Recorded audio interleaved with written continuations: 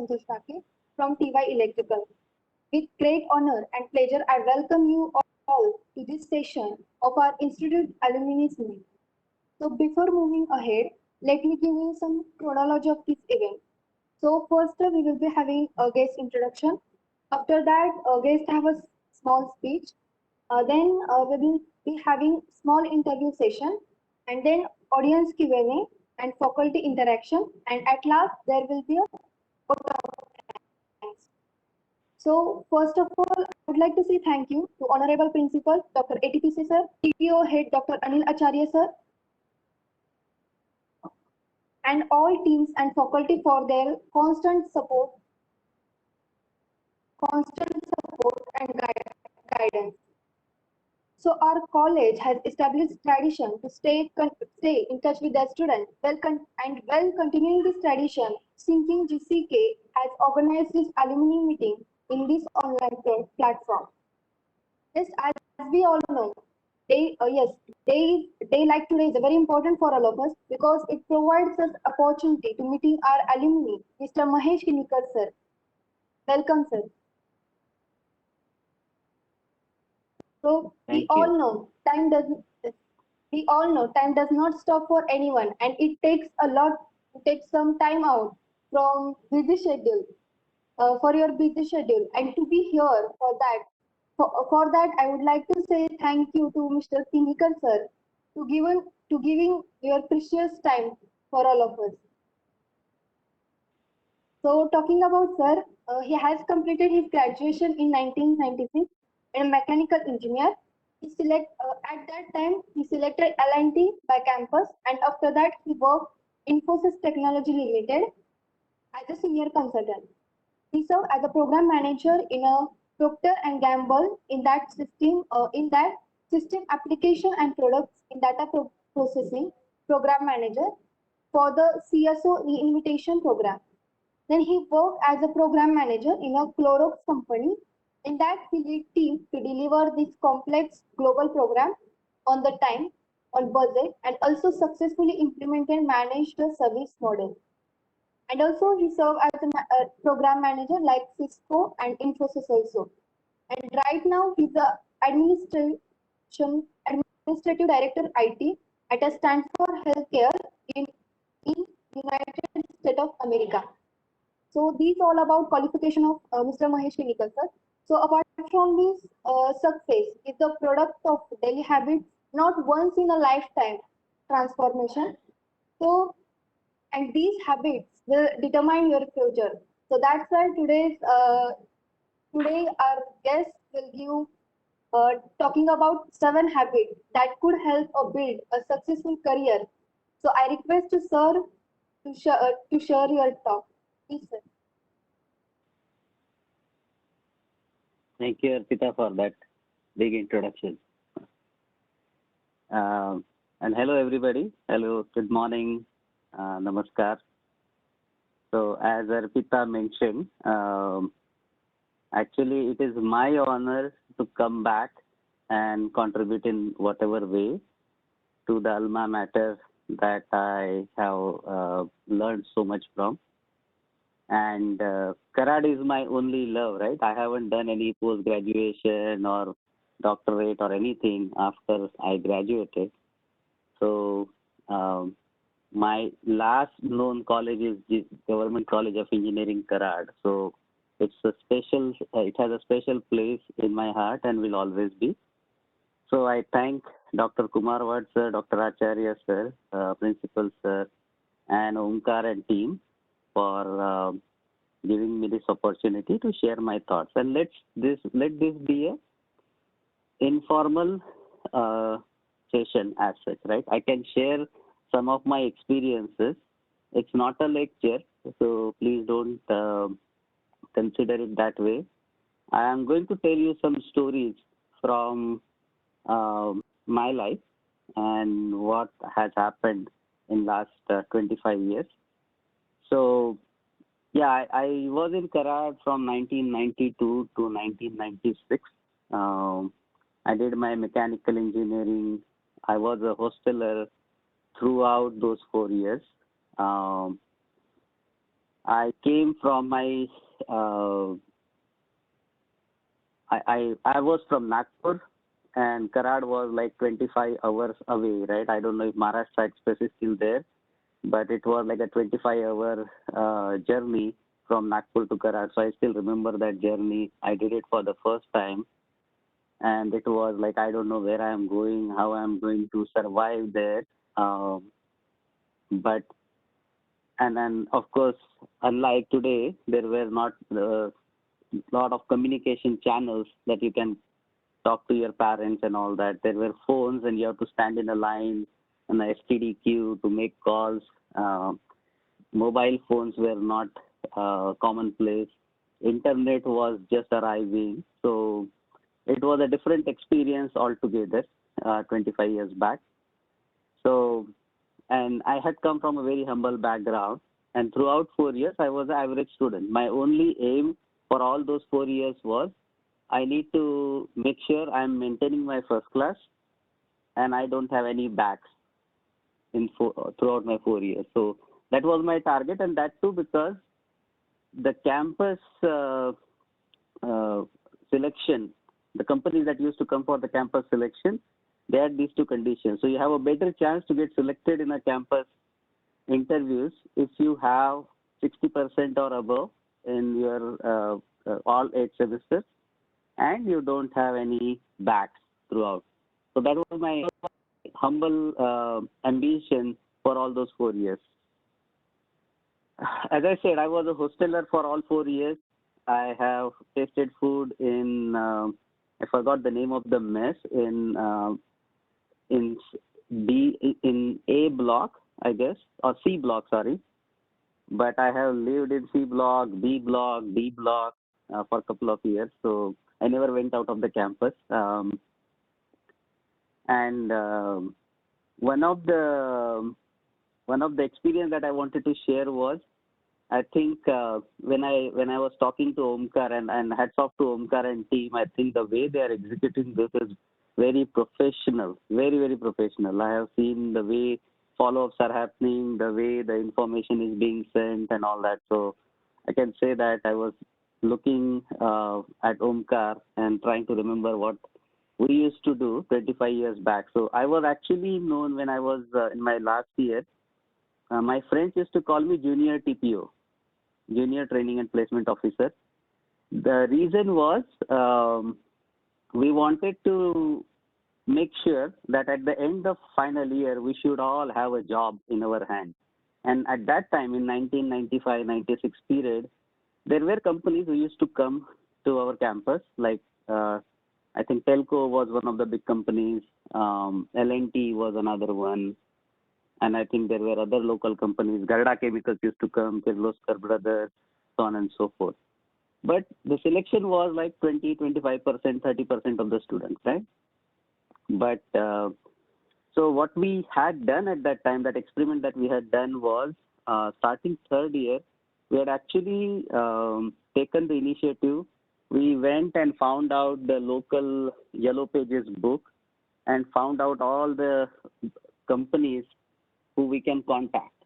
And we wrote a letter. That time, the training and placement officer was Dr. Parishwat sir, I think. And Parishwat sir, we went to him.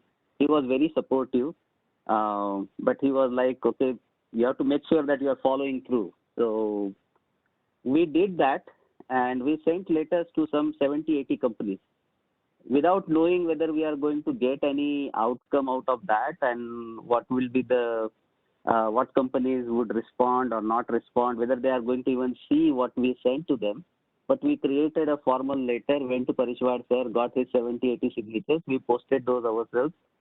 So that's where I got that name, Junior TPO Officer. Of course, I was working with a team.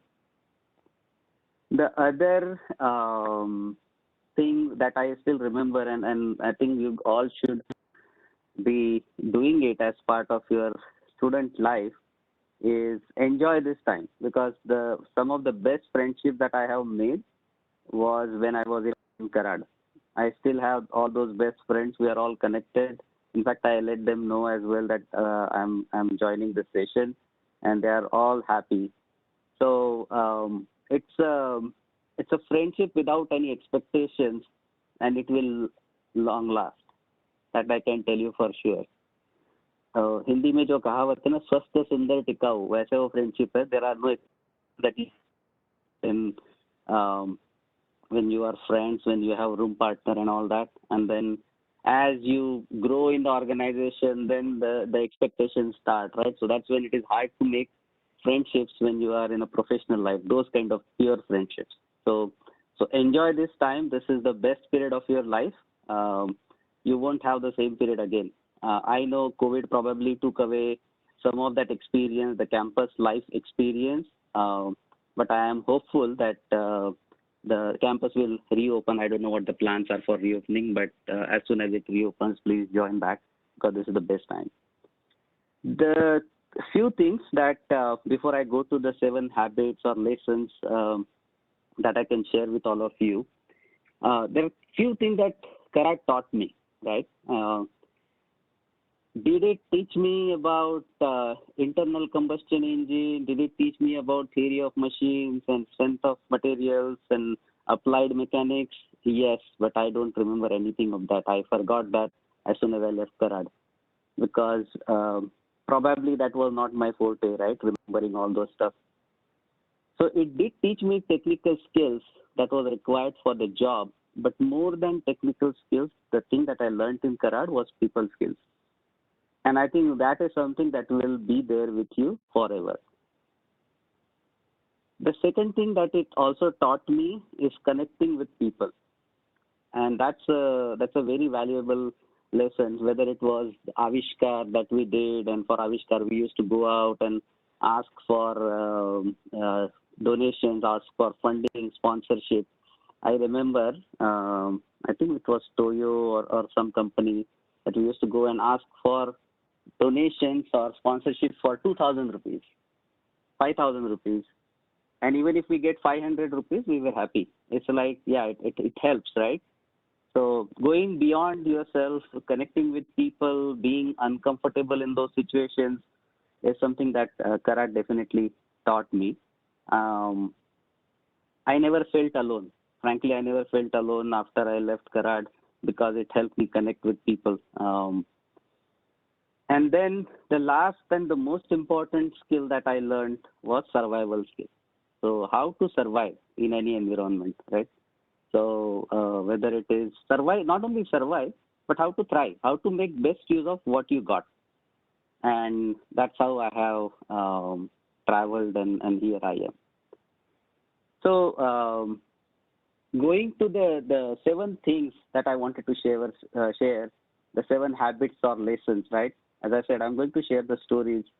So the first and foremost was be flexible and be open to various possibilities. Right now, you can say, I want to do this, I want to do that, I am getting there. Yes, have those plans, but be flexible. Don't be rigid, because what life is going to throw at you, you won't even know, right? Who would have thought 16, 17 months back that something like a COVID, a microorganism like COVID is going to hit and disrupt the whole economy of the world, the health systems and things like that. And even for you guys, right? Who would have thought that you can do your 1 year of engineering remotely, right? Who would have thought that everyone can learn remotely? So you can plan a lot, but don't be rigid in your planning. If something doesn't work out, change the way, right? It might be helpful to change the way. Look at, reset your goals, change the way. I can tell you one of the experience that I had on this one, just to share the story, right? So when I made a transition from L&T, I was a mechanical engineer. I was going to all these cement plant sites. I was responsible for erection and commissioning of all the cement plants that L&T was building at various terminals like Mangalore and Mumbai and others. And when I was making a transition, I decided, no, everyone is going to IT. I need to transition to IT as well. and I got into IT. I'll share that story as well. But I went into IT, and then at that time, to our bad luck, we made the transition, and to our bad luck, 9/11 happened, right? And because of 9/11, there was a lot of impact on the business. There were a lot of people who were let go. There was a lot of issues at that time in terms of economy and others. And we were literally worried that, okay, what are we going to do? We came from a mechanical engineer. I was one of the outstanding employees within L&T also, and I made transition to L&T Infotech, started from scratch. And now here, after I went through all the training and everything, here I am. Every week, every Friday, there used to be pink slips that were given, and we were worried whether we are going to be on the pink slip or not. Luckily for us, it did not happen, but at that time, options came to us. So I came with the idea that, no, I'm going to do this. I'm a project manager in L&T. I had this much of experience. I joined L&T Infotech. Hopefully, I will be managing the project. And here I am worried about what am I going to do. So at that time, we were given an option. We were doing some back-end marketing for L&T Infotech. They were opening up a new sector, in Middle East, and they said, okay, you have to be here, and you have to find out the clients, and you have to talk to the clients, and you have to try to get the business. Something that I have never done. I had all the project management experience, and suddenly my experience was shifting. But frankly, I felt like this is a good opportunity. This is a good learning opportunity. Let me at least go with the flow. Let me understand what I can do. And we went through that phase. So what I'm trying to say is be open to possibilities. Ultimately, things will turn out to be okay. Trust in yourself. The second experience or second habit that I can say, which I learned very early in my career, is be humble. I think that humility plays a lot of role in your career, however high you may go, right? And it starts from a very basic level. I don't let the success go in your head in any manner, right? Stay grounded. One of the experience that I wanted to share was I was a fresh graduate. I joined L&T as a graduate engineer trainee, right? A big badge, and I was like, wow. And I was sent to a cement plant site. I told you I was doing this erection commissioning of the cement plant, setting up the cement plant. So I was in Mangalore, completely new place. No, there was language barrier and all that, but still, I was having that kind of pride. I am an engineer. I know a lot of things. I came out of college. And then I think it was second or third day when I was at the site, and I was told, okay, you have to look after this particular machinery, this particular area. I went to that area, and there were few workers who were working. There was a supervisor. They were setting up some bagging plant. They were setting some machinery. They were setting up. I went there and I was like, okay, hey, let's make sure that we are doing this properly and all that. I was given that kind of instruction that you have to ensure that this work happens. So I went there and I was like, yeah, you have to make sure that these things happen and all that. Next day when I went to that floor, the guy who was the supervisor, I don't know, he did it purposefully or what, but he just asked me that, sir, can you come here? And I went there and said, sir, there is an alignment problem with this machine. Can you help me with this? And I was completely foxed. I was completely stumped. I had no answer. I did not know what an alignment is, how it is done in case of a machine that I was just trying to learn about, right? And the face, the look on my face, and there were a lot of workers and the supervisors and all that. They all started laughing, and I deserved it. I deserved, frankly, that kind of humiliation at that time. But that taught me that big lesson that be humble, stay grounded. Don't think that you know everything. And if you think you know everything, then you're probably not having the right mindset. So stay humble and stay grounded. The third habit or a lesson that I have learned in my career was be courageous, be bold. You will be faced with a lot of adversities, lot of situations where it will test your courage, but be humble.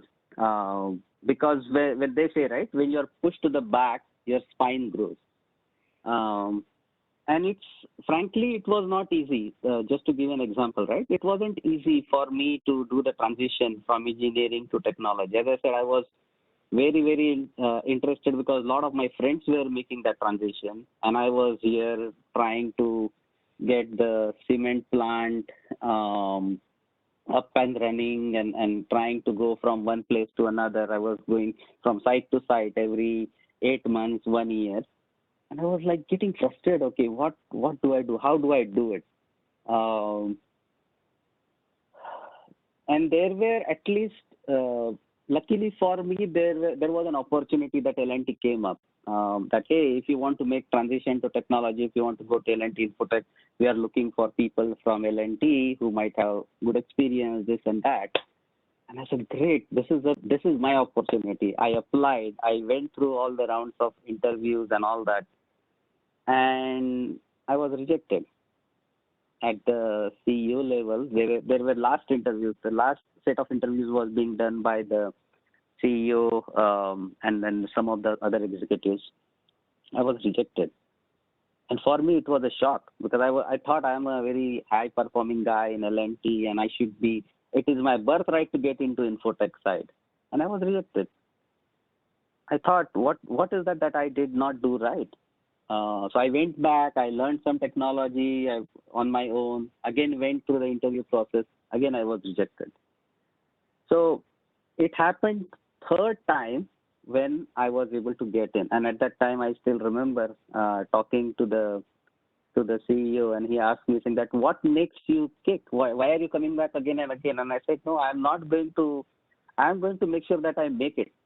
This time I am going to make it. So whatever mistake that I made in the past, I'm trying to correct it. And thanks to L&T, of course, they gave me those opportunities, and I went through. Similarly, the other thing that I wanted to tell as part of this story is also don't rest on your laurels. Sometimes what happens is you achieve a certain level and you feel like, oh yeah, that's it, right? What do I need to do? What else I need to do? But don't rest, right? Because I think you have a lot of potential to grow. So don't rest on your laurels. The last transition. So when I went to Stanford Healthcare 5 years back, I was working for a company which was close to my house, which was very like a hardly 10-minute distance, walking distance from where I was living. And leaving that and going to something where I am going to now commute for 1.5 hours every day was not an easy choice. But I felt that is the right choice for me from the career perspective, right? I wanted to be a director. I wanted to get into that leadership role. I wanted to make sure that I'm able to make difference, right, and be part of healthcare. So I made that transition. It wasn't easy. I could have easily sat down with my existing job and said, okay, that's fine. It's like everything is happening. Money is good. But the person within me, the Mahesh within me who had that kind of what we say kida, right? Saying that, okay, no, I want to try out something new, something different. I want to basically take that move. So that was about that. The fourth thing that I wanted to share was the story around, or the theme is connecting the dots. So what happens is you think sometimes, right, something's happened with you, and you think that why is it happening to me right now, right? But remember, you never connect the dots looking forward. You never know, okay, these are my exact 10 points I'm going to go from 1 to 2 to 3 to 4, right? That's not what happens. When you reach when where I am right now, like 25 years back, and when I look back and I look at, okay, all the dots that I can connect, all the careers that I chose, and how it helped me in my career. Um, so connecting the dots is very important, and I think, trust me, it always connects. So um, it's like even when I went to L&T Infotech, right? Uh, it was for 5 years. I joined, I think, L&T Infotech in 2001, and for 5 years I was with L&T Infotech, and I never had any on-site opportunity. And I was always thinking, okay, what did I do wrong? Why I'm not able to get that opportunity? And even though I am part of IT, I don't have like the skills that I can basically, I have much bigger skills, and I want to do that, right? Um, but when I look back, the kind of things that I learned SAP at that time. I learned some of the like project management skills within IT. I had the skills from L&T side, but how to manage the projects within IT. I learned SAP, and all those dots connected, and ultimately it helped me in my career to grow as a manager, as a leader, as a person. The fifth advice that I would give is something that I love. And if you guys haven't listened to this lecture from Steve Jobs, please listen. We had, I think, as part of one of the convocation programs, he had given this lecture. So one of the things that I used from that, and I really like that sentence: "Stay hungry, stay foolish." Right? What does it mean? Stay hungry, stay foolish. It's like, always have that hunger when you are when you're in your career, right? Everything that you do, have that hunger to learn something, have that hunger to try out something new. Um, and stay foolish means don't think that you know everything, right? There are a lot of people who know much better than you. So I wanted to share a story, and this is not from me, but one of my friends. When we made the transition from L&T to L&T Infotech, we were all learning a new technology, right? We were given training around all the mainframe technologies and Oracle database and C, C++, and all that. It was all Greek and Latin for me because I hadn't really learned about it. And I did not have that background also. But since I was one of the experienced person who was studying with fresh college graduates, because we were in the same batch, we were told to be on the same batch. And when they were explaining when these all these technologies, right, I could not understand some of them. I could understand some of them, but there are a lot of things that I could not understand. Mainframe, I don't know. I had no idea about how it works and all that. But how to ask the questions, right? I will look foolish if I raise my hand and there are 50 other fresh graduates. I am one of the elderly looking person in that team, right? Of course, I was hardly 26, 27 at that time. But I never raised my hand and asked questions even if I don't understand. At that time, there was another guy, and he's still a great friend of mine. He's in New Zealand right now. Uh, he also made that transition, and he was 5, 6 years senior to me. That guy used to raise hand every single time. If he does not understand something, he will raise hand and ask questions. And he will not let the class go forward until he understands the concept, understand what is going on. And I was looking at him. Initially, the kids, right, all the fresh graduates around us, and including me, we used to laugh at him, saying that, okay, oh man, this guy doesn't know this. Frankly, 80% of us did not even know that thing, but it was just like we were making that facade, because how asking the questions in the middle of a class, everyone is going to laugh at you. So that's why we used to keep quiet. But that story, or that Sandeep has taught me that lesson, that you can be foolish, you can ask those questions, and believe me, this works every single time. Even today, when I am in meetings with delivering big programs and things like that, a lot of times there are some basic questions that come to my mind. And I asked those questions in that, hey, have you guys thought about this? And every single time I don't get disappointed, because that's something that I was asking about, something that may look very basic. Uh, People have not thought about it, or they might not have completely thought through about it. So I think it's okay to ask questions. It's okay to stay foolish sometimes, even if people laugh at you. That's okay. I think ultimately you have to make sure that you are kind of learning the stuff. The next habit is let your actions speak louder than your words. Um, don't get bogged down what everyone around is saying about you, right? Don't let that impact you.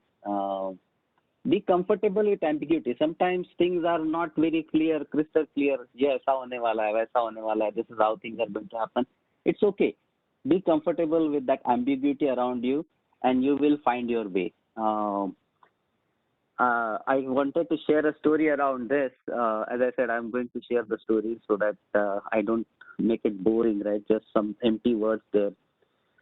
So I was part of Infosys, and I was considered as one of the chief troubleshooting program manager, right? So every program that was in problem, they used to send me, and my manager had that confidence in me. And there was a project that we just delivered, and then there was another project which was getting into problem. And at that time, I think there was some issues with that project, the personal issues and client issues and all that. I was told, Mahesh, you have to go and fix it. Day one, I went there. Believe me, it is the same company, but my colleagues did not even look at me. They were treating me as if like, why are you even here? Even though, and there was of course that inter department rivalry within the companies also that goes on. So they were looking at me like, why are you even here? We are not even going to entertain you. You are no value to us. And I was sitting in the corner, trying, quietly listening, quietly understanding. I knew I had that confidence in me that I need to first understand. So I can't even go against them, right? Even though they don't include me in things, I can't directly go against them. But slowly but surely, right, I made sure that we not only got that project back on track, but the team which had ignored me had given me the respect, and they came back and they acknowledged that okay, that was a mistake. The last thing that I think I wanted to share was learning by doing. Right, a lot of times we feel that okay, this is our final year of engineering, all the learning is complete. No, the learning is actually starting, right? We are just starting to learn, and literally also, because the way the current setup is, right? The way the current industry works is if you have to learn new skills every single day. You have to learn something new technology, right? As things are changing, right? What was there 10 years back is no longer in vogue currently. So I think learning never stops. And the thing is about the parameter that I use for my own progress is, am I learning in the process? It could be a technology learning, it could be a soft skill learning, it could be anything, but am I learning in the process? If I'm not learning, that's when I decide that okay, maybe this is not the right role for me or right company for me. I have to jump, because otherwise it's like you are getting stale. And if you are getting stale, I'm sure you won't like it, getting stale, and I'm sure others won't like it as well if you are not up to date. So, and trust me, there is nothing is called rocket science. Nothing is rocket science. Everything is manageable. Everything you can learn, right? The most important thing, and I wanted to share this, when even I am hiring right now, right? Whenever I have a lot of roles that I have hired for in last several years, but especially when I'm hiring, the most important thing that I look forward to, of course, you should have some technology background and the necessary skill set for that particular role. but especially for management, I look forward to your attitude. Do you have that attitude to learn things? Do you have that attitude to work through the ambiguity? Do you have the attitude to make sure that you can make a difference? Are you motivated enough to join my team? Are you motivated enough to unlearn few things? Sometimes you have to unlearn a few things because you are made, and there are few things that are concretely made in your mind, right? Think that okay, this is how things are going. But sometimes you have to unlearn few things to at least move forward in your life. So I think those were the 7 things that I wanted to just share. I thought maybe it helped my career. You may find your own music somewhere. You may find your own things that you think will be helpful in your career. But these are the things that when I looked back, when I was talking to Omkar and others, I thought, okay, let me at least share what helped me. Hopefully, it will help you and beyond. So I think that's pretty much it that I wanted to share. The one more item that I wanted to just talk to you guys about was I know some of you are already in final year of engineering, and some of you are in your 3rd year as well, right? So I think one of the things that when I look back and I say, okay, what could have helped me if I was getting an opportunity to talk to my alumni? I did not get that opportunity at that time, right? So I think some easy tips, and I'm sure you might have heard about this, so it might be repetition for you, but how to present yourself, right? When you are going for interviews, when you are basically creating a social media presence, LinkedIn presence. So few things, few tips that I wanted to just share with all of you. It might be a repetition for you, as I said. But for example, LinkedIn. If you don't have a LinkedIn profile, please make one, because that's the place where most of the organization go for hiring. Okay, trust me. And there are few simple tips, right? Set up a profile if you haven't done that, and be honest about your achievements. Don't try to put everything that you have done since your kindergarten, right? So be honest about what you have done, what projects you have done, what outcomes you have achieved as part of that. Look for connections. Make sure that you are able to make connections. We have so many COEK alumni all over the world, right? Go ahead and introduce yourself, connect with them, right? Some of them may say, okay, I'm not connecting. Some of them may ignore you, but a lot of them want to connect. A lot of them want to contribute. As I said, when I shared this with my COEK friends, my 96 batch friends, they were all very happy. So I'm going to ask them, introduce them to Dr. Acharya as well, so that they can also come back and share their experiences. And it's a varied experience. Someone is in semiconductor industry, someone is in healthcare, someone is in CPG industry, someone is in government, right? So there are so many connections that you can build. And trust me, everyone loves the days that they have spent in Karad. There is a special bond, special feeling that everyone has with Karad. So look for connections in LinkedIn, okay? Make sure you are including keywords. For example, if you are an IT graduate, right, make sure whatever you are learning, whatever skills that you might be adding, you are including those keywords. Those keywords are very important. Even in your resume, those keywords are important, because the initial filtering that happens in any company is done most of the times by AI, right? The people don't go through your CV line by line, right? They will look for some keywords. There are software that they do use for that, and then that's how your resume gets shortlisted. This is simple but very important thing. Put up a professional picture on your LinkedIn profile, because that makes the first impression. When you are connecting with someone, make sure that you have a very professional picture that you are putting up there.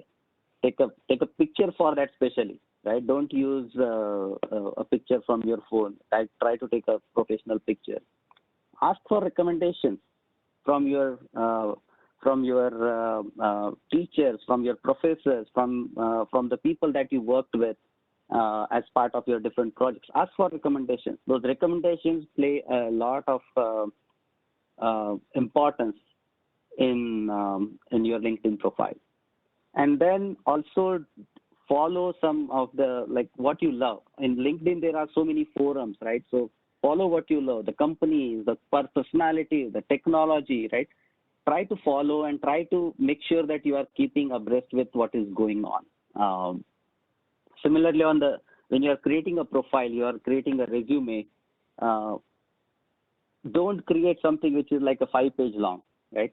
Trust me, I personally don't look at anything which is going beyond the first or second page, maximum second page if I'm interested in the first page. So try to capture, try to use all your communication and writing skills and try to create the gist in the first paragraph, first few lines, so that the person is interested in even looking at your resume. Make sure that you are including, of course, the keywords, as I said. And then something that is, again, very easy, very simple thing to do, but a lot of people don't do it, trust me, because I have seen that, is don't make sure that you are doing a sentence construction properly. There are no spelling mistakes in your resume, because if as soon as you see a spelling mistake in your resume, it's like, okay, if this guy cannot even create his or her resume properly, right, how is he going to help my company? Well, you're gone there at that time.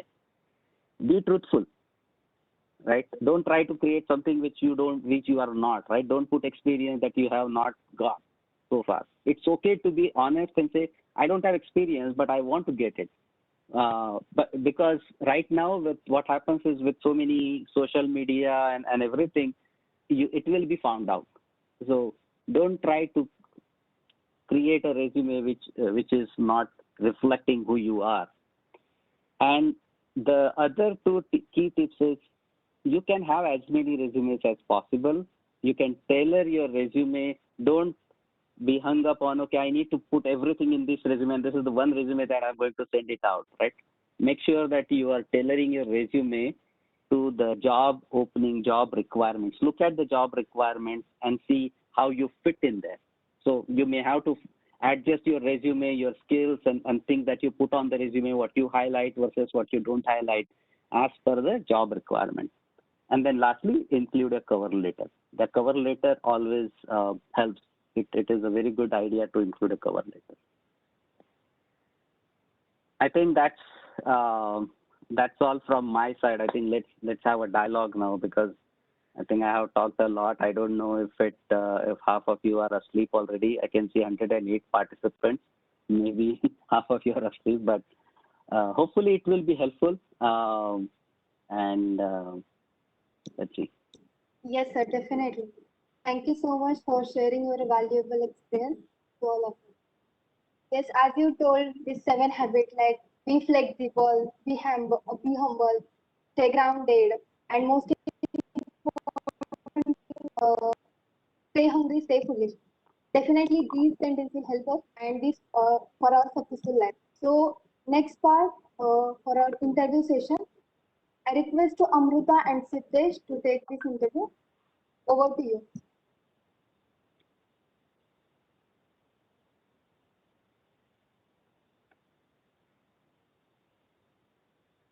Please, Amruta.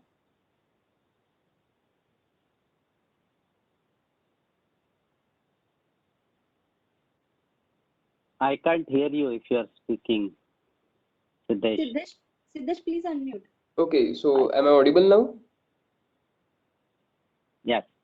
Yes. So I said firstly, thank you, Arpita. And hello, sir. Hello, everyone. This is Siddesh Tavle. I am from the third year civil engineering department. So let us move forward to the interview session. Yes. So, sir, my first question is, what was the main reason for the switch from mechanical to IT?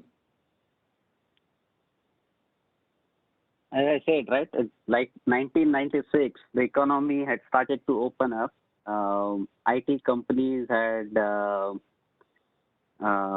there was a lot of opportunity with Y2K. I don't know if you guys are aware of that. But Y2K had opened up a lot of opportunities, and there was a lot of rush to get a lot of programs corrected, and they wanted a lot of people to be the IT engineers. And we didn't have those many IT specific graduation or graduates as such, right? There were not too many colleges who were offering IT as one of the subjects. In fact, I remember last year engineering, we had a subject called computer applications. And at that time, we used to learn, we were taught a language called Fortran. I don't know if it is still in vogue there, but the Fortran and there was one computer in that was allocated to the mechanical engineering department at that time. And we used to just go, and even in our Viva, the questions that were asked, of course, there were some questions on a simple program that was written, so you had to mug up and go for the Viva. But even I remember the question that were asked is, how do you switch on a computer? So that was the situation at that time in 1996. But as I said, as things started to open up, with economy opening up, with the Y2K opportunity, there was suddenly there were a lot of opportunities by IT companies, and they were giving you training. In fact, I remember a lot of my friends, they were working for this company called Bajaj Tempo in Pune. And then suddenly, I think Satyam had some opportunities that came up, and the whole lot of people were in foundry and in work job shop floor and all that. They were all suddenly taken away, and they went into IT. And it's like, it's very natural, right? When your friend circle, we were not in touch on a regular basis because no phones, the mobile phones were rare and all that. But whenever you used to get to know about it, it's like, wow, okay, ye bhi gaya, wo bhi gaya, iska bhi ho gaya, uska bhi ho gaya. So that started creating that kind of a feeling in me that, okay, am I missing the boat? What you guys call FOMO, right? Fear of missing out. That exactly happened with me in 1999 and 2000. And as I said, I did not make the transition until 2001 because it took me time. Even though I learned a few things, but I did not get the success at the first go. But I kept trying, and finally I made the transition. And as I said, I think it probably was a good thing to happen as well, getting into IT, I think. But it helped, what I was doing helped me a lot in what I'm doing currently. So I don't know if I answered your question, but that was the main driver, right? I come from a very humble background. Of course, the money was better as compared to the mechanical field. Although it was a good paying salary, and I was doing well as an employee, but I decided to take that chance and jump the ship. So. Okay, thank you, sir. Am I audible? Yes, Amrita. Yes, I can hear you. First of all, thank you so much, sir, for sharing your valuable experience and thoughts. It was surely helpful for me and also all of us, our attendees. So let's now move on to our next question. So, sir, currently, lots of people and students are starting new startups. So, what do you think about Indian startups and how they are helping the overall India building? Very good question. And I would be surprised if you guys, one of you don't make big, right? Many of you maybe, right, in the startup industry. Because I think this is the right environment right now for Indian economy, for Indian startups. I was looking at, I read this somewhere. I think out of some 500 plus, what they call it as like unicorns, right? The $1 billion startups. Ultimately, the idea is to get big, right? And solve problems and get big in the process. So out of some 500 plus $1 billion startups or unicorns, what they call it as unicorns, 80% of them are in either US or China. right? In fact, where I live, Bay Area, San Francisco Bay Area is a hotbed for all the startups. A lot of great startups came from here. Facebook, Twitter, Google, all these big startups came from here, right? Apple. But I feel like this is a great time for Indian startups because a lot of forces are coming together to help that, right? The government initiatives, whether it is the Startup India, Skill India, and other things that the Indian government is pushing for, the market opportunities, right? India is it is one of the biggest market in the world now. The market opportunities that are coming up, and the openness that even the industry has for startups. Earlier, going to startup means if you don't get selected in these big companies, right? That's when people are going to go to the startup. So naturally, you don't get the best and the brightest there. But now there is much more openness that even the companies have and people have, right? To get into the startups. One of the statistics that I wrote down was it looks like there were some 13 or 12 unicorns that were added in Indian as part of Indian startups setup in 2020. The whole 1 year, 12 unicorns, right? Something that took maybe a lot of time to get even a couple of unicorns. Now it is 12 unicorns added in just 1 year. And to make it better, there are 10 unicorns where the valuation of the startup is more than $1 billion in 2021 in just for first 4 months. So I think it's a great opportunity, great way to start looking at the startups if you have those ideas. And there are so many different areas which are opening up, right? COVID has opened up. Actually, although COVID has been very severe and it impacted a lot of lives, but frankly, it also opened up a lot of opportunities, whether it is in healthcare sector, whether it is in the work sector. So there are a lot of opportunities, remote work, right, that are coming up because of COVID. Even like, for example, the farmers, right? If you guys live in one of the biggest the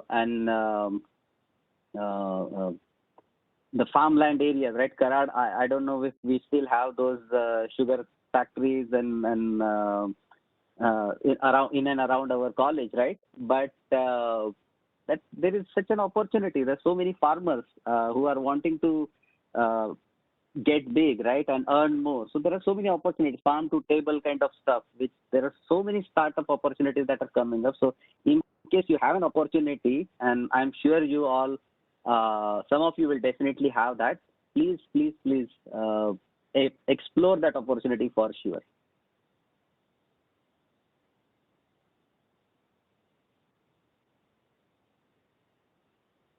Please continue. Yes, sure, sir. Thank you so much. So, sir, my next question is, have you read the book Atomic Habits?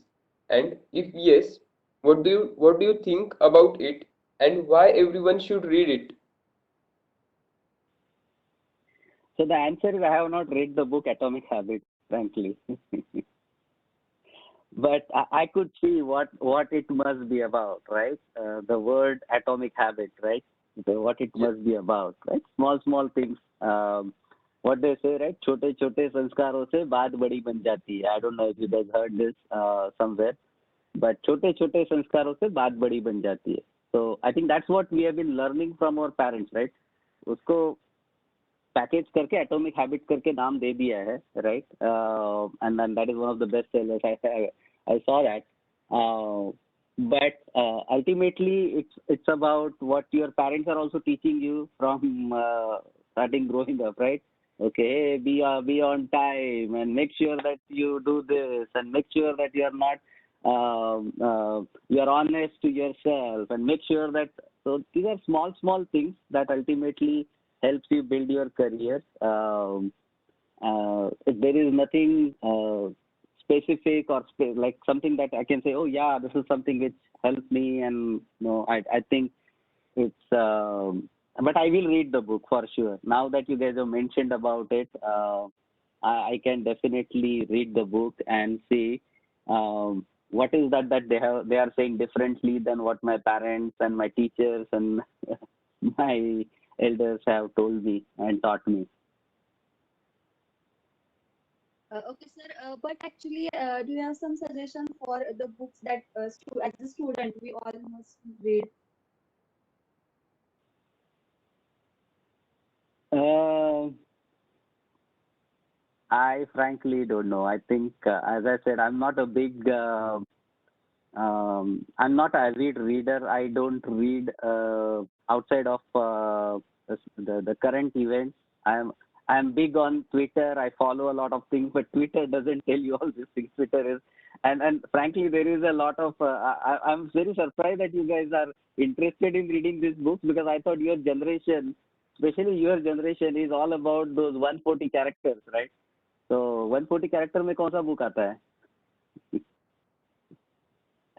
Okay, But I okay, can frankly, I think I can go back and see what is that I can recommend. I don't remember anything right now because I am not into reading books much. okay, sir. So Sorry to moving on. disappoint you on that. No, no, sir. Absolutely okay, sir. You have super busy life. We all know. So, sir, now moving on to our next question. So, what do you think about current scenario of Indian engineering colleges, and what would you recommend for improving? Yeah, that's a good question too. Again, I might be dated in my knowledge about Indian engineering colleges, so I don't know if things have improved um, since since I left and since whatever little I was following up. But one thing that, based on my discussion with some of my family members and friends, is what I realized is I think one, and this is a good startup idea. Whoever wants to take this up, this idea, please take it up. Okay, I had this idea in my mind as well. But our engineering colleges, I believe, are not prepping you for the real career, right, in the industry.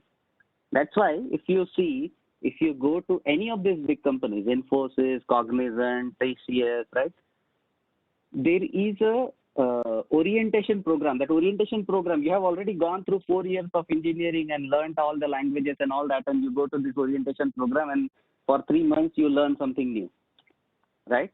Why? Why is that? So I feel like there is that, and that 3 months that the college, the companies are investing in you is actually a loss for that company, right? Because it's a 3 months of productivity. But they do that because they don't really get a finished product. When you graduate out of colleges, they don't get a finished product out of college, right? And I think that's the big opportunity that we have in terms of how do we make sure that our engineering colleges are not just teaching you about the various subjects, but there is also a focus on your soft skills. There is a focus on building your resume. There is a focus on some of the latest and greatest technology that is happening, right? Are you thinking about where the future is going, right? Versus are you preparing for something which is probably outdated already, right? So there is a term called where the puck is going, right? When they play the ice hockey, it's not important to where the puck is, but it is important. The successful people, they always look at where the puck is going, where the ball is. I'm not going to worry about, okay, who last ball, how did I play my ball, right? In terms of what kind of bouncer, if someone bowled me a bouncer. But I'm actually thinking what the bowler is going to bowl me next, and I'm preparing for that. That's why Sachin Tendulkar becomes Sachin Tendulkar. Not everyone can become Sachin Tendulkar. So I think that's the big gap that I see, and that's a startup idea that if someone wants to take up, creating the finishing school, and I think that's something which definitely is an opportunity.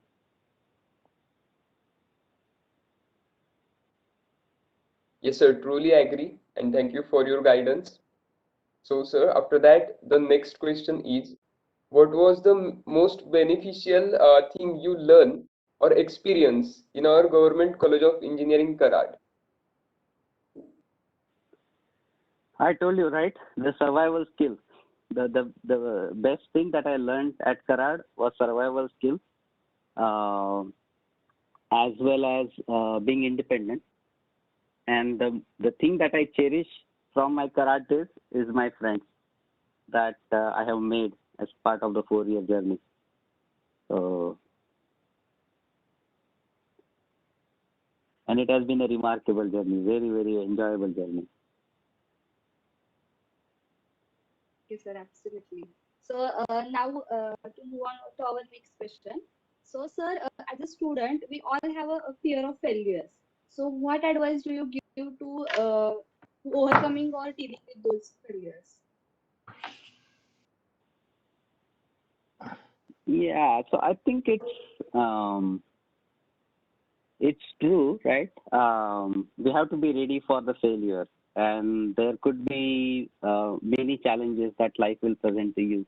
As I told you in my story also, uh, it could happen, and it won't happen first time, it won't happen second time, but you need to continue trying it.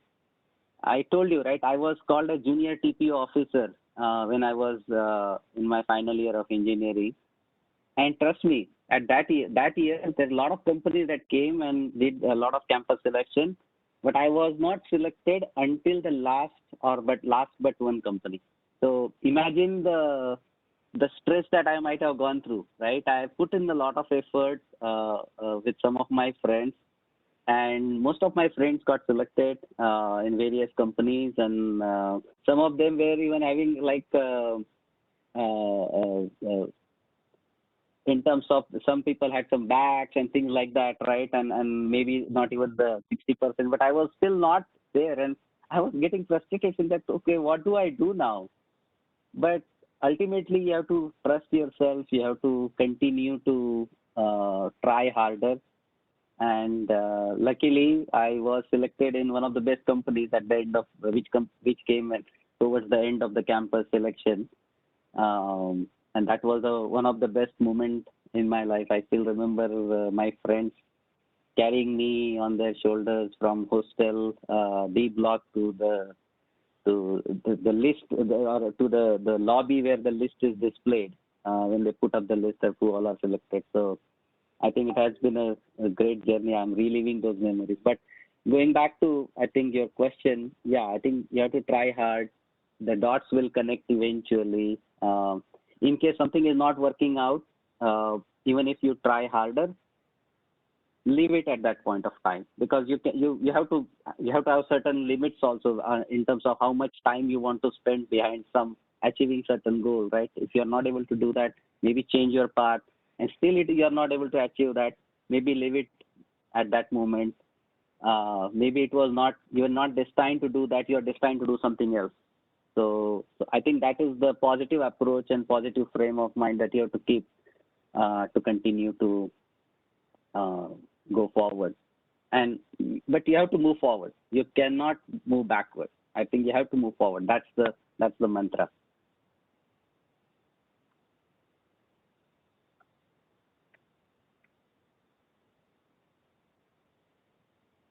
Siddesh, please continue. Next question. Yes, sir. Surely we will inculcate that mantra. So, sir, my next question is, as a part of ERP, what factors are important that are should be emphasized more? So before I cover that question, I don't know. Everyone understands what ERP is. So just for everyone's knowledge, right? So ERP is Enterprise Resource Planning. What is Enterprise Resource Planning? This is a full form of ERP. But what is it? So any company, like for example, I am in healthcare company right now, right? The key business for my company is to serve the patients, to make sure that we are able to innovate the latest and greatest in healthcare, and able to provide the best care uh, uh, to the patients, right? So there are a lot of health systems that we have, but for us, for 15,000 plus employees and contractors and all that, right? There has to be systems that should work for them. So whether it is a financial system, whether it is the supply chain systems, whether it is their HR and payroll kind of systems, right? So all those systems constitute as ERP. Just for the simple explanation of that ERP. Um, the So you might have heard about Oracle, right? Oracle, you might have heard about SAP, you might have, I don't know if you guys heard about Workday, PeopleSoft. These are all ERP products, right? They build their businesses on the ERP solution, ERP technology. So in terms of what is going on in the ERP world is so far it was all kind of, since it was back-ended systems, right? You have to have these systems to run your business. What is that you need to run your business successfully and efficiently, right? The focus was very much internal. But nowadays, what is happening is it is much more. Things are changing. Everything is becoming cloud-based. Everything is becoming user-centric, right? The user is at the center of the universe now. So how to make things that will work better for the end user as compared to what works for the. Similarly, there is to be, if you really look at it, there is a lot of consolidation that is happening. So if you have not, if you are from IT background and if you haven't done any programming or for example, if you haven't learned some of the technology like SAP or Oracle, you should start looking into it. There are a lot of good courses that are being offered that will help you build your resume also. Similarly, Workday is one of the upcoming cloud-based platform that is coming up and that is basically displacing a lot of established players. So if you haven't heard about it, try to do some research, try to understand what it offers and how it helps as well. But I don't know if I covered your question, Siddesh. Can you repeat your question again? I thought I'll just throw or at least share some of what ERP Yes. is and what are the current trends. Okay, sure, sir. I will repeat the question as a part of ERP, what factors are important that should be emphasized more? What factors are important that should be emphasized more? Yes, Yeah. yes. So I think in ERP world also there are two or three aspects, right? When you consider ERP as a career, right? Three aspects or three types of career. The first and foremost is if you are a coder, if you are a developer, right? You can go ahead and be part of SAP development, ABAP development, or HANA development, and on Oracle side, you can do Oracle coding and things like that. The second part is the functional expertise. So, for example, a lot of, especially in SAP world, the way I entered ERP was for my functional expertise. I was an expert on project management, and there are companies that need your expertise to help them configure SAP for them for project management processes, right? So that's how I entered the ERP world. So that's the another piece. And then the third piece is all the administration piece, right? The basis, especially in SAP world, there's basis administration, which is again user administration, server administration. So more on the hardware side of it, right? Or operating system side of it. So these are three different careers. What is happening in the ERP world is there is a lot of intersection. So earlier we used to have a separate functional consultant, technical consultant. Now it has become techno-functional consultant, right? So just having the functional knowledge about SAP or just having the technical knowledge about ABAP is not sufficient. It may still give you a job, but if you are a techno-functional consultant, it will help, it will enhance your profile further. What is also happening is earlier there was a lot of dependency on IT teams to help configure, to do the upgrades and all that. But with all these cloud-based technologies, what is happening is the upgrade is a thing of past, right? You don't have to spend 1 year doing upgrades on your SAP or Oracle. It happens like every couple of years, 2 times in a year, you will have the upgrade and you won't even know it. Or you might have to do some testing, but things are happening in the background because someone else is doing the upgrades for you. So things are happening and changing rapidly, and you have to adjust according to the flow. So I think I maybe hopefully I answered your question, Sandesh. Yes, sir. Actually, thank you for that necessary and relevant information for all of us. So now moving on to our next question. So, sir, you have already worked in India and now you are working in USA. So, according to you, how the corporate life in foreign countries is different from India? Corporate life in foreign countries, it has become a global village now, right? So I think it's no longer a different life, I guess, because it's not like there are a lot of foreign companies who have set up offices in India and vice versa also. But and as I think I came to US in 2007. Before that, I was 1 year I was in Germany. So I left India around 2005, 2006 time frame. So I think whatever experience I'm going to share is probably 10, 15 years back in India. So take it with a pinch of salt. One thing that I observed is, and there are pros and cons. As I said, I think things are changing because a lot of companies are setting up offices in India and so on and so forth. But the thing that I have seen here that there is a lot of professional attitude in everything that you do, right?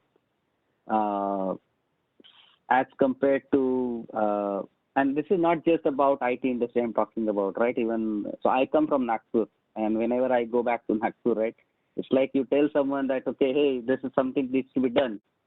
That guy will tell you, कल हो जाएगा. कल आता है वो कल कल का परसों हो जाता है परसों का नरसों हो जाता है. So it's like there is that lack of, see, these are small things, but it matters a lot, right? It's like you trust that person that okay, kal ho jayega, that way you are planning it accordingly. But I think that's one thing that probably not sure if it is still an issue. It used to be when I was even in the corporate life back in India.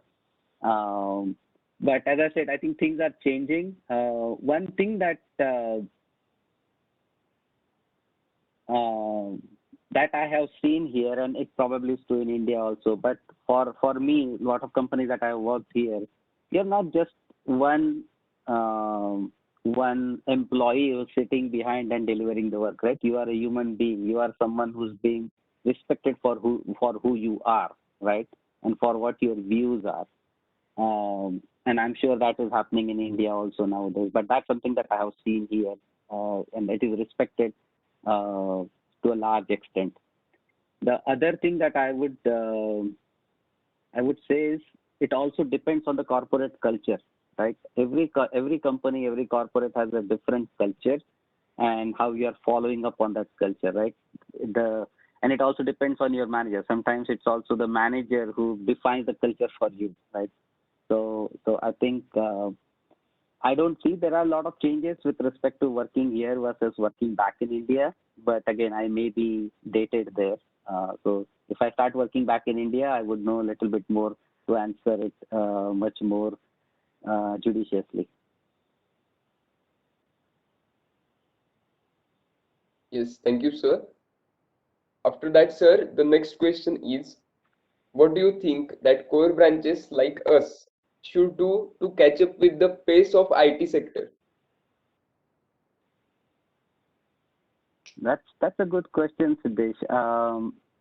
Let me think over it, right? Yes, sure, sir. So if you look at what is happening overall, right? Can you be in purely civil engineering? Probably you can to a certain extent. But nowadays, technology is kind of getting into every single thing, whether it is civil engineering, electrical engineering, mining, everything, right? All engineering branches, they're not left being touched by the technology as well. So I think I think most of the branches, everything is connected. I think everything is connected, and we should have similar or courses that could help you connect the dots, because it suddenly opens up opportunities for civil engineering. I don't know if there is any technology course for civil engineering, but the latest technologies that can be leveraged to help some of the soil testing or things like that, right?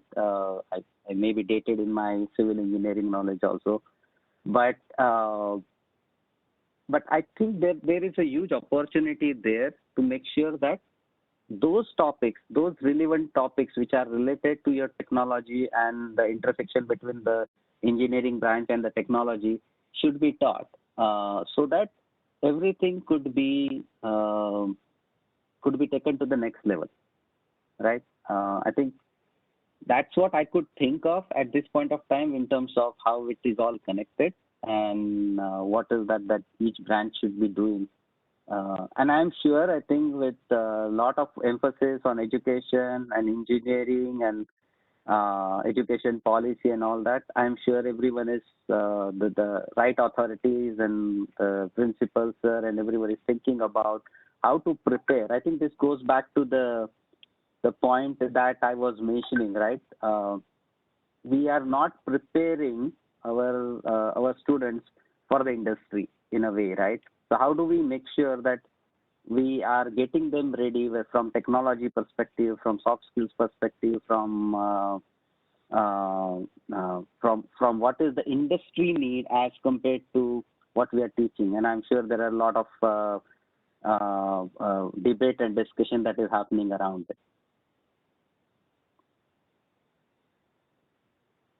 Sir, absolutely. So now moving on to our next question. Sorry, you're not So, audible. sir, hello, sir. Yeah, I can hear you now, Amrita. I What can are hear you, your Amrita. thoughts? Yes, sir. What are your thoughts on Indian healthcare industry as new healthcare startups are emerging, like CureFit and Pharmacy? Yeah, I feel like Indian healthcare industry is at that critical juncture right now where it can really grow by leaps and bounds at this moment. And especially, as I said, the COVID has identified a lot of opportunities, right? Like telehealth, like video visits, and I think there are a lot of good startups that are coming up for Indian healthcare. The one thing that I have always seen, though, and again, one of the startup idea, if someone wants to take it up, please do some research, and I can help you connect some dots. But one thing that I have seen on the Indian healthcare side is we really don't have a standardization, right? So, for example, someone is a patient going to a doctor in Karad, right? And he goes to a local doctor, gives all the details and all that. Now the doctor says, okay, no, this is something that you probably need to see a specialist, right? So that person goes to maybe a specialist with Karad. Give all the details again, right? All the reports from the previous doctor, everything, does that again. The specialist says, no, I cannot deal with this case. You have to go to Pune for further analysis, right? That person goes to Pune, gives all the details again. So here that person is trying to deal with his pain, trying to deal with his illness, and at the same time, the same thing is happening 3 times, right? So there is, and what I'm coming to is, and I know there are a few startups that are getting into that area right now, but electronic medical record, right, EMR, there is a huge opportunity there to standardize things, wherein when you go to the first doctor, right, all your details are entered and then that could be used, leveraged throughout. Of course, you have to make sure that those uh, data that is being entered is protected, because not everyone should have access to your personal health data and all that. But at the same time, it should not be a burden for person to go from one to another to third, and that record every next time that you go to the same doctor. If you don't go to the same family physician, the family physician knows you very well, so they look at you and they give you the medicine, right? But if you go to a different doctor, if you move places and all that, you have to start from scratch again. So I feel that there is a huge opportunity on the EMR side, as far as the startup ideas are concerned.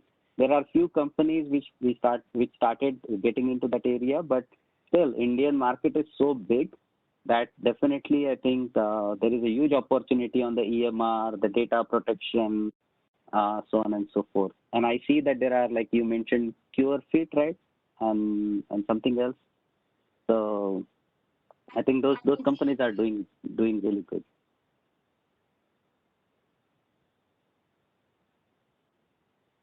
Okay, sir. Thank you.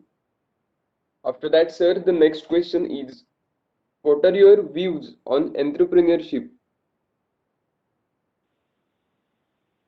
What are my views on entrepreneurship? It's great. Yes, sir. I would be very surprised, as I said earlier, right? I would be very surprised if one of you or many of you don't get into and start your own ventures, right? But only one thing that you have to remember: don't start something for the sake of it, right? वो कीड़ा है इसलिए चालू करना है, ऐसा नहीं है, right? Identify a problem that you want to address, and how try to basically do some research on what problem you are trying to solve and how it will help the society, help a particular sector, and then go into it. The other thing that they always tell, right, fail fast. So try to prove your idea, and rather than investing a lot, right, try to make sure that that idea will really work, that if there is a need for this idea. So fail fast.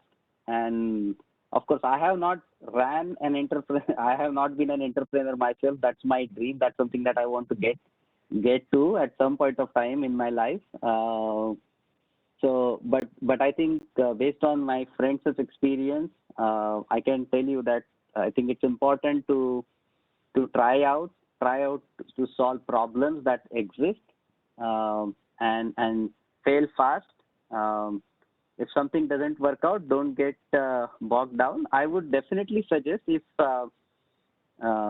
again, everyone has a different situation, but if you are financially stable, if you have a support from your family and friends, right, and if you have a great idea that you think can change the world, try it out. Don't wait. There is no perfect time. Don't wait for, okay, ये होगा तो मैं वैसे करूँगा वगैरह वगैरह. वो, if you have time and if you have money, go ahead and do it right now.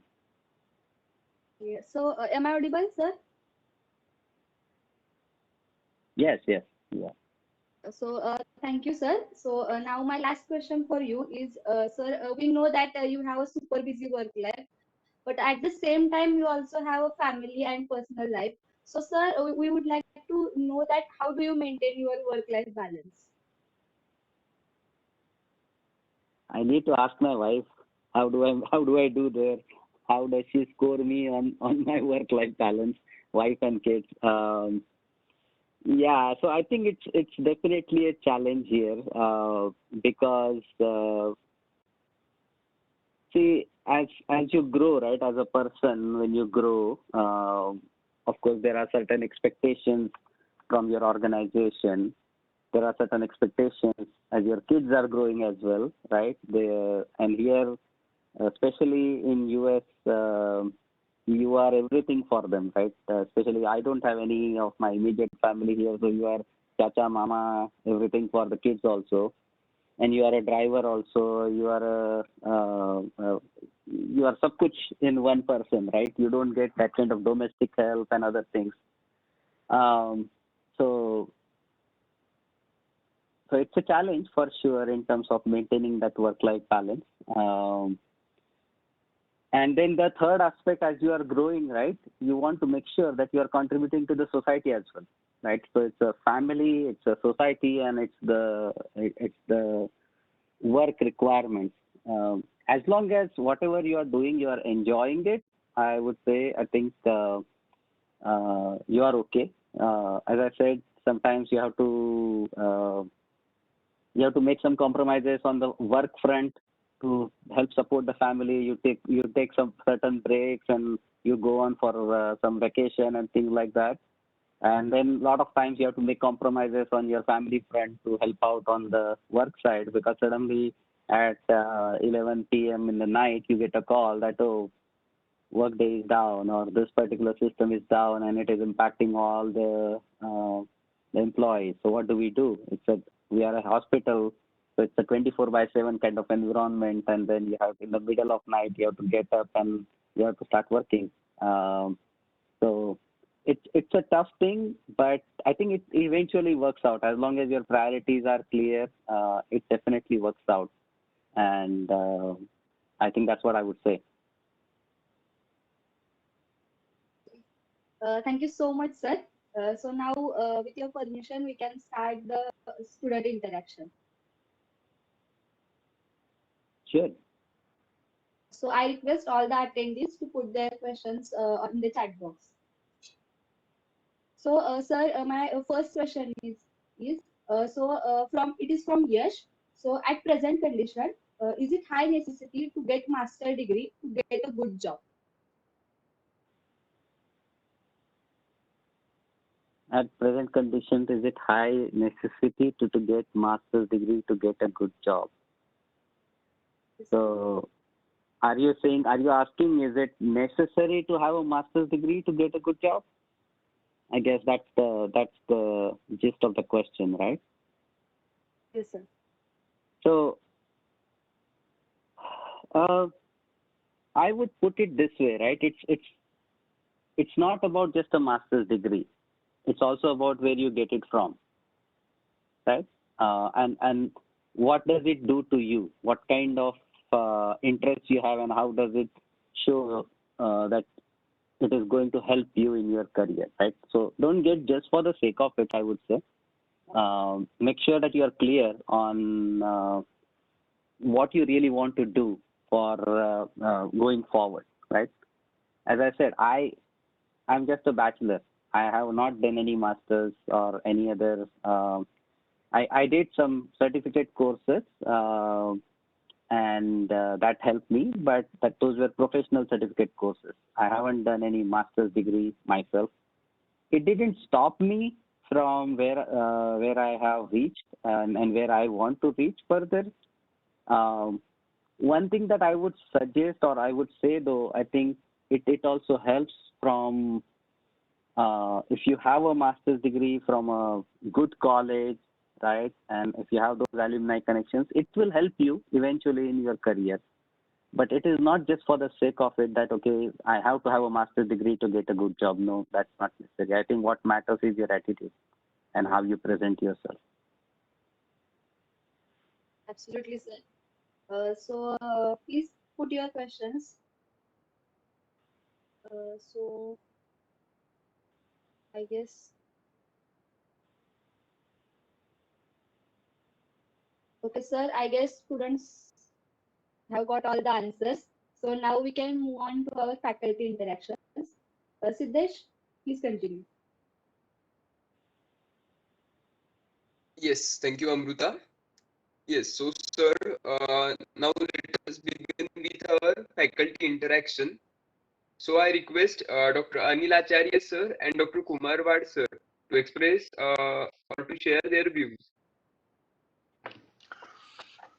Hello, thank you, Siddesh. Hi, Mahesh. Yes. I hope you Hello, remember Dr. Acharya. me. Yes, it is nice to see you over here after a long time. If I'm missing out 25 years, 25 years, if I mistake not. 25 years, that's right. Yes, Mahesh. Mahesh, actually, before concluding anything, I want to know it from you because since last 1.5 years, students are not in the campus. The online education is going on. You being in IT sector, I think you can understand that learning IT skills online is that way easier. But to grab the core skills in civil, mechanical, electrical, it is really a tough thing. And no doubt students are getting good placement. This for 2021 batch, we reached to a record of 279 and we will cross it up to 280 offers. But my worry is students are not getting selected in number in core companies. One thing, there is less requirement from core, that is one thing. But another thing is there is a complaint from core companies that students do not have core skills. And my concern is if such a pandemic remains for more than 6 months or a year, certainly again for next batch, which is rather will be away from the institute for 2.5 years, how to make them technically skilled in core as well as give them technical understanding because talking in English, communicating in English, presenting, building confidence, all these things are okay at certain level. But on ground level, whenever with an engine, with manufacturing, these students will get cope up, one thing. And second thing, what you suggest to the institute to go for it, or in what way we can do these kind of learnings online. Are you getting my concern? Yeah, no, I heard you. I think you are breaking up a little bit in between, but I think your key concern is that with online education, especially for the core branches where there is much more hands-on experience, like touchy and feely kind of thing, right? When you want to open up an Yes, yes, engine yes. and explain things and all that, how would it? How does the online education compensate for it, or what could be the ideas for that? Uh, I think that's a very valid concern, Dr. Acharya. I haven't really thought through in terms of what could be those mechanisms that could help the students I cope understand, up Mahesh. with I this. understand, Mahesh, because it is really a little bit brainstorming task to complete, and it is to be done especially for my students because I don't want that all students, because the opportunities are there, they should go to IT industry only. We, No, I agree. after this pandemic will over, surely there will be great opportunities in core industries. And to grab those opportunities, my students must be enough competent. Right. So that's why I will suggest you, just you narrated that you are having a friend circle of 1996 batch, and I remember Amrapali is from your batch or ahead or yeah, then Chitgopkar was with you. Chitgupkar was 95 batch. 90 Raju Ingre. Ingwe, I don't remember. Okay, okay. Anyway, But then we are in touch with Dharmani, Rajesh Dharmani. right. Dharmani is 96 batch. Yes, yes. So, can we have you please discuss this concern with your friend circle of 1996 batch, and thereafter we will have a panel discussion especially on this because I think this is a more important issue so far as technical institute is concerned. The students will come, students will go, they will get a job. The concern of core engineering education will remain the same, and that's why I think we should work more on this. So if you I agree, sir. I can definitely connect with some of my batchmates. And then other thing that I can also do is try to understand, and that actually will help me also to find out a little bit more. But try to understand, like for example, in Stanford University here, right? What are Yeah, we yeah. doing? Yes. Exactly. So you being sitting outside India, surely you can see the bird's eye view of what the things are going in other countries and what things should be done in India, and especially focusing to GC Karat. So I think Right. facilities are available. Using the facilities in a right way is more important thing.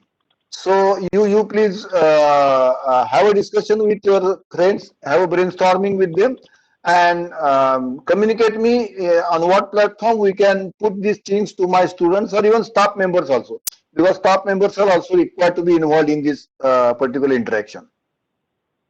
I think that's a great idea.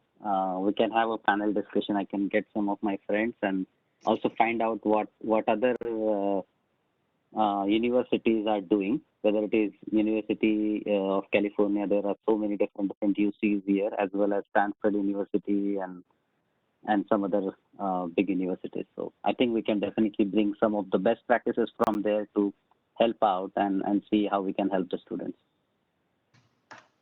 Yes, thank you, Mahesh. And again, I'm thankful to you for sparing your valuable time. Now over to the organizers, please.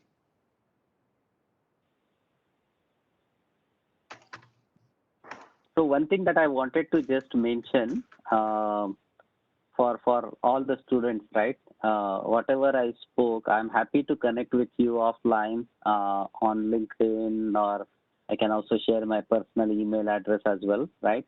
At any point of time, you feel like, okay, hey, let me just find out what's going on here, or let me at least understand. Can you help me review my resume? Can you help this, right? Uh, Please feel free to reach out. I'm usually fast enough, good enough in terms of my responses as well. But in case I don't, I promise I will respond back. But please take the help. And I think this is, as I mentioned in the start also, this is a great initiative. In case I'm not able to find out any answers, I can reach out to some of my friends from 96 batch or others, and you can definitely get the answers that you are asking for. Yeah, over to you guys.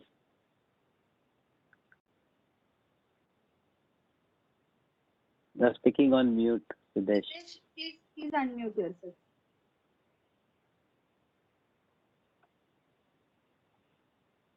No, we Siddesh, can't you hear are not you. audible. Just a minute. Now you are audible. Yes. So, acha, okay. So now I request Dr. Maharaj sir to share their views. Over to you, sir. Thank you, Mahesh sir. You are very good. You are given the guidance in ERP systems, what they are work, and you are working with the ERP system in USA. So I'm from the MCA department. Exclusively, we have subject ERP subject for our MCA students. So same that subject also teaching by me also. I'm teaching this subject since 3 and 4 years, from 3 and 4 years.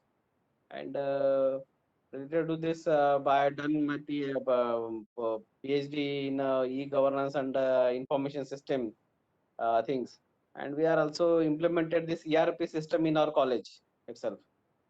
So now, in your days, okay, suppose you want to take an admission, you have to come to the college physically, and you have to take the all the documents, photocopies, and you have to submit it, and you have to submit your money or cash at the cash counter.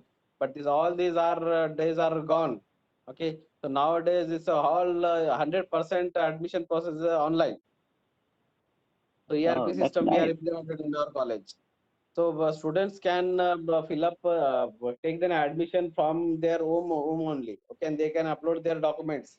They can pay the payments online. Even examination form also they can upload, or they can upload in the system, ERP system. That is called, our system is MIC. You can check our MIS also, mis.gckarat.ac.in. It's a very powerful ERP system. Actually, we are not developed this, but we are implemented in our college. Okay, developed by the another Nagpur based company. We are purchased from, and all the things right from students admission to the examination, course registration, result processing, and issuing the mark sheet, online mark sheet also. We are doing this through this ERP system. So these things are we are done in our institute. Okay, so students also we are getting the benefits in this pandemic situation. So we are benefit good benefit from the ERP system. So again, we are thinking on the linking our graduate certificate or graduate mark sheet, grade cards. We are linking to the Aadhaar based what we call Aadhaar. We are linking this mark sheet to the Aadhaar. A student can download their mark sheet from the Aadhaar, giving the DigiLocker from the DigiLocker. This Wow. type of ERP Wow. system we are and all the thing our nowadays our college is a 100% cashless campus. Everything wherever you go in the library, if you go anywhere you go, you have to pay the online fees or online charges, online churn and all these things. Okay, so this ERP system we are implemented. Uh, Another thing is you are talked you are worked as a student TPO coordinator, rank test coordinator from the student side. You are at that time you have to print the brochure to send the companies. You are done all this physically. So nowadays this we are doing all these things are in e content we are developing. And I observe in 11 years, so those students work with the training placement office closely, like you. All the students are 100% are placed in any company.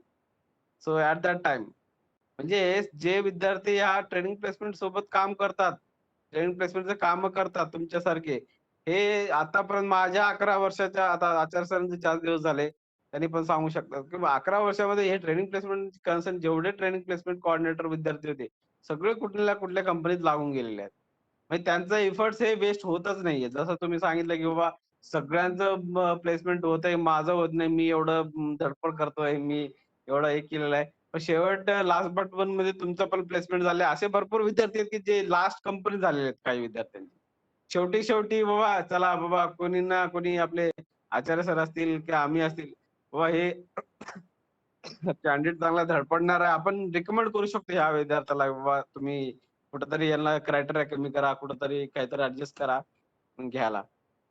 तर अशा प्रकारे विद्यार्थ्यांना पण मी हे करू शकतो करू इच्छितो की बाबा ट्रेनिंग प्लेसमेंट सोबत जे जे अटॅचमेंट आहे ते जास्त वाढवावा तुम्ही विद्यार्थ्यांनी. नेहमी बाबा ट्रेनिंग प्लेसमेंट मध्ये काय चाललंय, काय करायला पाहिजे, कुठली कंपनी येणार आहे, कुठली येणार आहे, कुठली यायला पाहिजे, कुठला आणायला पाहिजे, हे सगळं विद्यार्थ्यांनी करायला पाहिजे. तुमच्या काळात जसं विद्यार्थ्यांनी सगळं करत होते, तर आता थोडंसं ते मला वाटतंय कमी होतंय हे प्रकार. म्हणजे विद्यार्थी डिपेंडेंट व्हायला लागलेत कोणावर, टीचरवर. आचार्य सरांनी आम्हाला कंपनी आणून द्यायला पाहिजे किंवा कुमारवाड सरांनी कंपनी आणून द्यायला पाहिजे किंवा पौर्णे मॅडमने आम्हाला कंपनीला आणून द्यायला पाहिजे. ठीक आहे, आम्ही आम्ही आणून देणार, तुम्ही ऍटलीस्ट रजिस्ट्रेशन करायला पाहिजे. आता जे काही आता कोड विटा आहे वगैरे वगैरे भरपूर ऑनलाईन जे सिस्टम आता निघालेले आहेत, TCS असो, कॅपजेमिनी असो, हे सगळे ऑनलाईन थ्रूच घेतात. ते विद्यार्थ्यांनी हे त्यांनी त्यांनी पण एक धडपड करून बाबा कुठलं काय केलं तर काय होते, विद्यार्थ्यांनी पण करायला पाहिजे. आता तुमच्या काळात जसं फिजिकली तुम्ही जाऊन पुण्यामध्ये जाऊन प्रत्येक इन्स्टिट्यूटला सॉरी प्रत्येक कंपनीला तुम्ही ब्रॉशर देत होते, तर आता तो तसा सिच्युएशन नाहीये. कोणाला विद्यार्थ्याला तिथं आम्ही पाठवणार नाही किंवा जायची गरज नाही. परंतु बाकीचे आता ऑनलाईन सिस्टम असे भरपूर आलेत की त्या विद्यार्थ्यांनी आत्मसात करायला पाहिजे.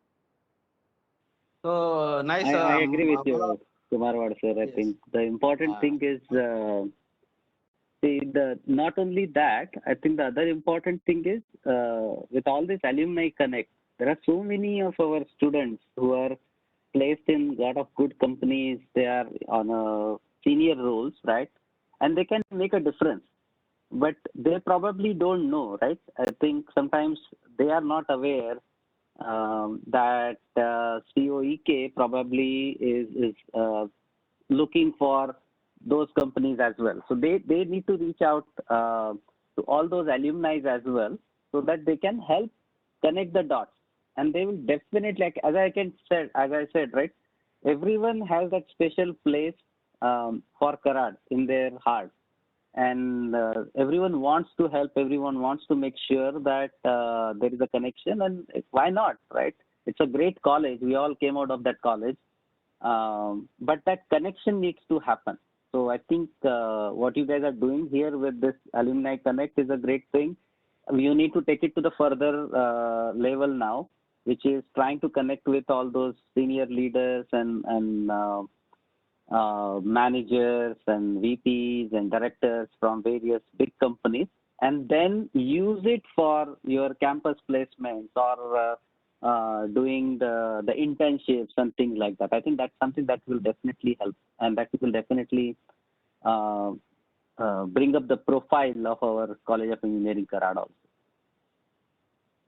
Yes, sir. We are also, that's why we are developed hired alumni website also. So now we have a alumni website also, portal also we have. So might be, alumni.gckarad.ac.in. If you go through this portal, so anybody can register with that portal and connect with the student also. Okay, that's good to know, sir. Yes, sir. Thank you, sir, for your good speech and good interaction with our students. Thank you. Over to organizer. Okay.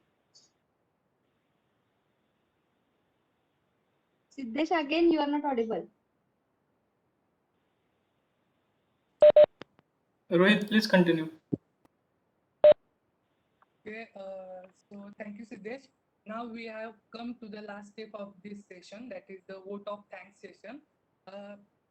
All the students, please wait for this, for my speech of vote of thanks. I would like to take the opportunity on behalf of team of Thinking GCK to first thank our honorable chief guest, Mr. Mahesh Kinikar sir, for giving us time from his busy schedule and guiding us on 7 habits that could help build a successful career internationally. Sir, your guidance and your experience with the GCK was truly inspiring. It kept us spellbound and it is inspired us, and I am sure a lot is going to come up after this guidance. We express our gratitude for such inspiring guidance. Second, I would like to thank our principal, Dr. ATPC sir, for giving us the opportunity to arrange the event. Also, I would like to thank Head of TPO, Dr. Anil Acharya sir, Ms. Purnima Kavalkar ma'am, and Dr. Kumar Vats sir for their valuable support and guidance. Next, I would like to thank all the staff members and students for attending this event and making it a grand success. Last but not least, thank to all members of Thinking GCK, particularly arranging this event. Without you, this event would not be successful. Kindly please join our community. We are providing the feedback form in the link in the chat box. Kindly fill the form so that we come to know your experience. So now we will conclude our today's event. Once again, thank you everyone. Stay home, stay safe. Rohit, there is one thing that I just wanted to mention and dedicated to all of you, something that that I heard. I thought this is something which is perfect fit for this generation and all of you. This is something which I think this is what do you expect out of the youth from the today's youth, right? And this is something which is Swami Vivekananda's vision of today's youth. And I think this is something which I kind of follow as well. This is a Hindi kavita, and then we can end probably. So, Swami Vivekananda के स्वप्नों का युवक कैसा हो, मुखमंडल तेजस्वी हो, वाणी ओजस्वी हो, शरीर में शक्ति हो, मन में उत्साह हो, सद्बुद्धि और विवेक हो, हृदय में करुणा हो, मातृभूमि पर प्रेम हो, इंद्रियों पर संयम हो, मन जिसका स्थिर हो, आत्मविश्वास दृढ़ हो, इच्छा शक्ति प्रबल हो, साहसी शूरवीर हो. सिंह जैसा निर्भय हो, लक्ष्य जिसका ऊंचा हो, सत्य जिसका ईश्वर हो, व्यसनों से मुक्त हो, जीवन में अनुशासन हो, मधुर प्रेममयी वाणी हो, संपूर्ण जगत कुटुंब हो, गुरुजनों पर सम्मान हो, माता पिता पर श्रद्धा हो, मानवीय संवेदना हो, दिन दुखियों का मित्र हो, सेवा में सदा तत्पर हो, ईश्वर में भक्ति हो, अचल देशभक्ति हो, जीवन पूर्ण नैतिक हो, चरित्र जिसका शुद्ध हो. This is dedicated to all of you. I am sure you are following all these guidelines, and I wish you guys all the best. As I said, my doors are open. Please connect with me. Happy to help in any which way. And as Dr. Acharya said, I will definitely connect with some of my colleagues, and we will reach out and see what is that we can do for the core branches as well. So looking forward to meeting with you all again. Thank you. Thank you, sir. Thank you, sir. Thank you very much. Thank you. Bye. Yeah, you can leave, sir.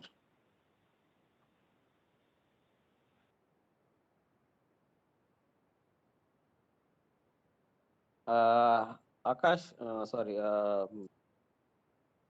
Who is the host? Yes, sir. Shubham. Stop the Yes, sir. recording. Yes, sir. Stop the recording.